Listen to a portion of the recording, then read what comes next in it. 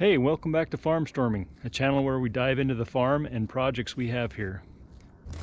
This morning I want to talk about solar hot water and how much money we can save by installing it on our house. I'm not a solar heating contractor, but I have a lot of experience with it. I would recommend, if you're planning on putting a solar hot water on your house, to contract your local solar hot water heating contractor. As much as I have loved solar hot water heating on my house, I've had two different kinds on two different houses, and I've loved both of them.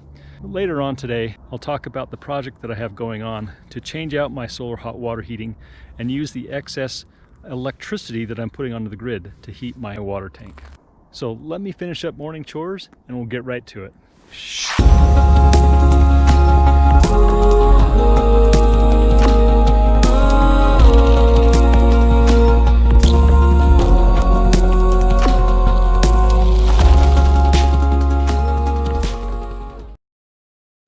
And this is the boiler room.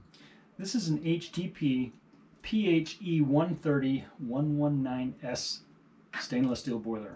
Really, all it is a big 120 gallon stainless steel tank. Now, what's different between a boiler and a hot water heater is that these are more advanced and they can go hotter temperatures. Now, this one is equipped with a heat exchanger that draws water out of the upper portion of the tank, and it can send it to radiant heating panels or radiant floor heating.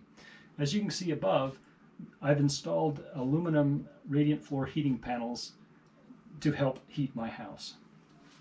Now, this setup is a solar hot water heating system. On top of the roof, there's 3 different arrays of evacuated tubes.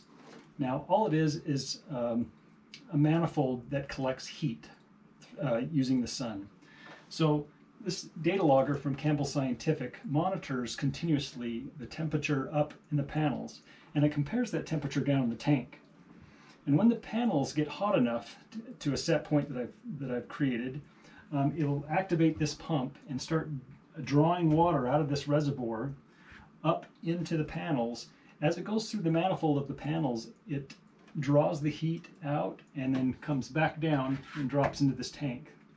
This is a non-pressurized reservoir for the solar hot water heating.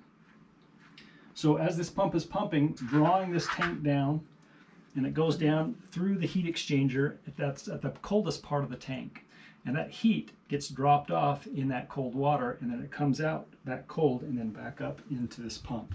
Now, this drain back solar hot water heating system actually provides all of the hot water needs that I have in the summertime. Plus, in the wintertime, it provides all the hot water that I need for my showers and sinks, and then some for the heating of the house.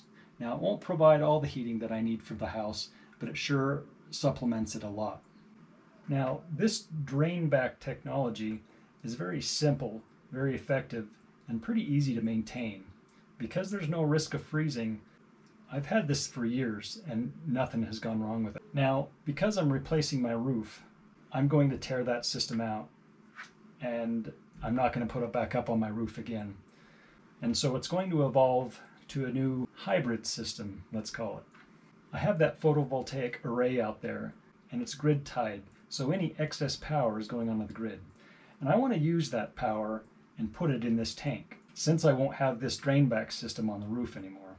So what I'm planning on doing is I may use this tank still, but I want to build another little reservoir where I can put a heating element in it. Still use this pump, and then the Datalogger will control the pump based on whether the tank demands heat.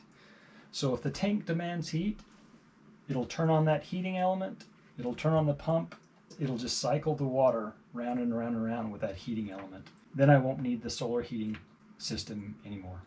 Well, that's a wrap for tonight's video. We're going to call this series the Hybrid Solar Project.